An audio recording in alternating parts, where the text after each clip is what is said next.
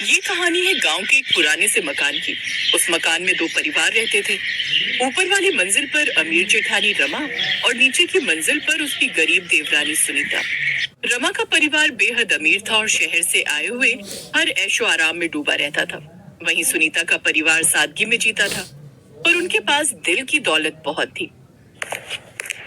रमा, ये देखो मैं तुम्हारे लिए क्या लाया हूँ। अरे वाह, आप मेरे लिए गिफ्ट लेकर आए हो। अरे एक बार खोल कर तो देखो। रमा ने गिफ्ट खोलकर देखा तो उसमें एक बहुत महंगी साड़ी थी। उसमें हीरे जड़े हुए थे। अरे वाह, इसमें तो हीरे जड़े हुए हैं। ये साड़ी आप कहाँ से लेकर आए हैं? ये मैंने अपने एक दोस्त से लंदन से मंगवाई है। दोनों पैसों में चूर थे। वो किसी को कुछ नहीं समझते थे खुद के सिवा। वहीं उसी मकान के नीचे विनोद भी अपनी पत्नी के लिए साड़ी लेकर आया। उसने पहले तो घर के बाहर अपनी साइकिल खड़ी की, फिर अंदर चला गया। ऊपर से विक्रम और उसकी घमंडी बीवी रमा देख रही थी। देख रहे हो अपने गरीब भाई को? साइकिल से चलता है, लेकिन तुम्हारी देखा देखी ये भी अपनी बीवी के लिए गिफ्ट लाता ही रहता है। अरे इसकी बीवी एक नंबर की लुटेरन है, विनोद को लूटती रहती है। खैर, विनोद ने अपनी बीवी सुनीता को साड़ी दी। विनोद, मैंने आपसे कितनी बार कहा है कि आप फिजूल खर्च मत किया करो। आप खुद के लिए तो कुछ लेते नहीं हो। जब भी आपको पैसे मिलते हैं आप मेरे लिए कुछ न कुछ ले आते हो। सुनीता, लोग औरतों को ज्यादा देखते हैं, आदमियों को नहीं। अब जल्दी से खाना बना दो, मुझे बहुत जोरों की भूख लगी है। बातें घुमाना तो कोई आपसे सीखे। ठीक है, आप हाथ पैर धो लीजिए, मैंने सारा खाना पहले ही बना लिया है। तो इस तरह से उन लोगों की जिंदगी बीत रही थी। फिर एक दिन रमा के घर कुछ शहर के खास मेहमान आने वाले थे। उसके पति ने बड़े बड़े शहर के लोगों को अपने घर बुलाया था। रमा का घर महंगे फर्नीचर और सजावट से भरा पड़ा था। रमा, किसी चीज की भी कमी नहीं होनी चाहिए। सारे नौकरों को बोल दो कि अगर गलती से भी किसी भी चीज की कमी रह गई तो उनकी 2 महीने की पगार काट लूंगा। वो तो मैंने सारे नौकरों को पहले ही बोल दिया है। वैसे नौकरों ने काम बढ़िया किया है। हमारे मेहमान तो हमारा घर देखकर ही जल भुन जाएंगे, देख लेना। मैंने खर्चा भी तो खूब किया है। अपने नीचे वाले भिखमंगों के जैसे नहीं है हम लोग। वहीं नीचे सुनीता के घर में उसके गरीब रिश्तेदार पहुंच चुके थे। बच्चों की चहल पहल और छोटे छोटे उपहारों के साथ वे बेहद खुश दिखाई दे रहे थे। अरे बच्चों देखो, तुम्हारे मामा तुम्हारे लिए क्या लाए हैं। अरे आइए आइए मामा जी, हम सब तब से ही आपकी राह देख रहे थे। तुम बड़ी देर कर दी आने में। अरे क्या बताओ बेटा, हम गरीब लोग हैं। हम चाहकर भी कहीं टाइम पर नहीं पहुंच पाते। बेटा, मैंने कल रात ही ट्रेन पकड़ ली थी और रास्ते में एक हादसा हो गया और इसलिए ट्रेन रास्ते में ही 8 घंटे खड़ी रही, वरना मैं आज सुबह ही पहुंच गया होता। मामा, देर हो गई तो कोई बात नहीं, कम से कम आप सही सलामत तो हैं। सुनीता, बातें तो होती रहेंगी। जल्दी से मामा जी और बच्चों के लिए खाना लगाओ। मामा जी कल रात से ट्रेन में बैठे, उन्हें भूख लगी होगी। मामा जी आप फ्रेश हो जाइए, तब तक मैं खाना लगाती हूँ। सुनीता खाना लगाने लगी। वहीं उसी वक्त रमा के अमीर मेहमान अपनी बड़ी गाड़ी से उतरे और ऊपर वाले रमा के मकान में चले गए। वो जब ऊपर मंजिल पर पहुंचे तो उन्होंने ऊपर बालकनी से सुनीता के घर की तरफ देखा। वहां पर विनोद, सुनीता और उसके बच्चे हंसी खुशी मना रहे थे। तभी रमा के मेहमानों ने कहा, अरे ये कौन लोग हैं भाई जो यहाँ गरीबों की तरह रह रहे हैं? इनके कपड़े और घर की हालत देखिए। रमा, तुम्हें इन लोगों के साथ यहाँ रहना पड़ता है? हाँ सही कहा, इन लोगों की वजह से तुम्हारे घर की शोभा बिगड़ रही है। इन भिखारियों के आसपास भी नहीं भटकना चाहिए, वरना उनकी जैसी मानसिकता तुम लोगों की हो जाएगी। वो लोग भी जोर जोर से बातें कर रहे थे, इसलिए सुनीता के रिश्तेदारों ने उनकी ये बातें सुन ली। खैर, ये सब सुनकर रमा ने भी अपने मेहमानों का साथ दिया और कहा, हाँ क्या करें, हमारे यहाँ ये लोग मजबूरी है, हमारे साथ रहते हैं लेकिन हमसे बहुत दूर है। ये सब बातें सुनीता और उसका पति विनोद भी सुन लेता है। ये सब सुनकर सुनीता का दिल टूट जाता है, लेकिन वो चुपचाप सहन करती है। उसके गरीब रिश्तेदार उसे समझाते हैं, सुनीता मत सोचो इन बातों को। बड़े लोग हमेशा छोटे लोगों का मजाक उड़ाते हैं। हमें हमारी मेहनत पर भरोसा रखना चाहिए। एक दिन भगवान जरूर न्याय करेंगे। आप ठीक कहते हो, हम गरीब हैं लेकिन हमारे पास आत्मसम्मान है, हमें इस पर गर्व है। ये हुई ना बात। मैंने बहुत से अमीर देखे हैं, पर इन लोगों जैसा कभी नहीं देखा। लगता है ये सब के सब या तो अपनी बाप की कमाई खा रहे हैं या फिर अभी नए नए अमीर बने हैं। शायद आप सही कह रहे हो मामा जी। हम इनकी बातें एक कान से सुनते हैं और दूसरे कान से निकाल देते हैं।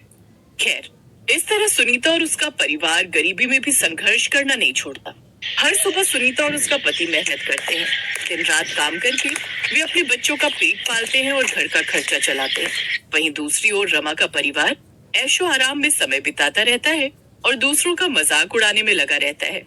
विनोद, सुनीता, मैं तुम लोगों के यहाँ एक दिन का मेहमान बनकर आया था, पर मुझे यहाँ रुके हुए तो कई महीने बीत गए। आजकल ऐसे भांजे मिलते ही कहाँ हैं। अगर मेरे ऊपर इतनी बड़ी समस्या ना आती तो मैं यहाँ इतने दिन रुककर तुम लोगों पर कभी बोझ ना बनता। ये आप कैसी बहकी बहकी बातें कर रहे हैं मामा? मामा, इस घर में कोई बुजुर्ग नहीं था। कम से कम आपके यहाँ रहने से बुजुर्गों का साया तो हमारे सर पर है। वहीं दूसरी तरफ अमीर रमा और विक्रम के घर पर उसके अमीर मेहमान उस दिन से उनके घर में ही रुके हुए थे। उन्होंने धोखे से विक्रम की कंपनी को बर्बाद कर डाला और उन्हीं से पैसे लेकर अपनी नई कंपनी खोल ली। रमा के पति को बिजनेस में भारी नुकसान हो गया। उनकी सारी संपत्ति जब्त कर ली गई। ये जो लोग नए नए अमीर बनते हैं ना, इन्हें बिल्कुल अकल नहीं होती। अपनी अमीरी का दिखावा करने के चक्कर में अपना सारा कीमती सामान, कितना बैंक बैलेंस है, सब कुछ बता दिया। अब ये लोग भुगतेंगे और हम चलाएंगे अपनी कंपनी। बिल्कुल सही कहा। आप चुपचाप यहाँ से निकल लेते हैं। बेचारे ऊपर वाले नीचे रहने वाले हर गरीब का मजाक उड़ाया करते थे। अब दुनिया इनकी गरीबी का मजाक उठाएगी। चलो। वो दोनों रिश्तेदार चुपचाप विक्रम को बर्बाद करके वहां से चले गए। वहीं अब रमा का परिवार कर्ज में डूब चुका था। उन्होंने अपने सारे ऐशो आराम के सामान भी बेच दिए, लेकिन फिर भी उनका कर्ज चुकता नहीं हो पाया। मजबूर होकर रमा और उसका परिवार नीचे वाली मंजिल पर रहने चले आए। छोटे भाई विनोद, हमने तुम लोगों की गरीबी का बहुत मजाक उड़ाया। मामा जी आपको भी खूब भला बुरा कहा। हो सके तो हमें माफ कर देना। आज हम जब खुद गरीब हो गए तब हमें एक गरीब के दर्द का एहसास हुआ। सुनीता, हमारा घर तक बिक गया। अब हमारे पास कुछ भी नहीं बचा। मेरे अंदर पैसों का घमंड आ गया था और शायद हमें उसी की सजा मिली है। अगर आप लोग हमारे गरीब खाने में रह सके तो आइए। हमारा घर भले ही छोटा है पर हमारा दिल बहुत बड़ा है। हाँ भैया, जो हुआ उसे जाने दीजिए। अब हम सब इसी घर में एक साथ रहेंगे। तो इस तरफ चारों लोग एक साथ नीचे वाले गरीब के घर में रहने लगे। दूसरी ओर सुनीता का परिवार अब अपनी मेहनत से धीरे धीरे सफलता की ओर बढ़ रहा था। उनका छोटा सा काम अब एक बड़ी दुकान में बदल गया था। सुनीता और उसके पति की मेहनत रंग लाई थी। अब उनके पास खुद का अच्छा खासा घर था और वे गांव में इज्जत से जी रहे थे। मामा जी, अगर आपने हमारी पैसों से मदद ना की होती तो आज हम इस मुकाम पर ना होते। बेटा, ये सब तुम्हारी और सुनीता की लगन और मेहनत का नतीजा है। इधर अब रमा समझ चुकी थी कि उसने कितनी बड़ी गलती की थी। उसे एहसास हुआ कि उसने अपनी देवरानी के साथ कितना बुरा व्यवहार किया था। एक दिन वो अपनी गलती का पश्चाताप करने के लिए सुनीता के पास गई और हाथ जोड़कर माफी मांगते हुए बोली, सुनीता, मुझे माफ कर दो। मैंने तुम्हें और तुम्हारे मेहमानों का बहुत अपमान किया। उस समय मुझे अपनी दौलत पर बहुत घमंड था, पर अब समझ में आया कि असली दौलत आत्मसम्मान और मेहनत होती है। रमा दीदी, आपको माफी मांगने की कोई जरूरत नहीं है। हालात कभी भी बदल सकते हैं। मेहनत और इज्जत से जीना ही असली दौलत है। हम सभी एक ही परिवार हैं।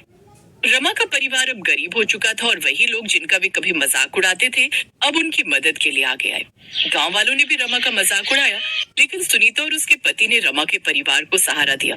रमा के अमीर मेहमानों ने उन्हें ही चूना लगा दिया। वहीं गरीब सुनीता के मेहमान ने उनकी मदद की और साथ दिया। इस कहानी से हमें ये सीख मिलती है कि इंसान को अपनी मेहनत और ईमानदारी पर भरोसा रखना चाहिए। असली दौलत पैसा नहीं, बल्कि वो इज्जत और आत्मसम्मान है जो हमारी मेहनत से हमें मिलता है।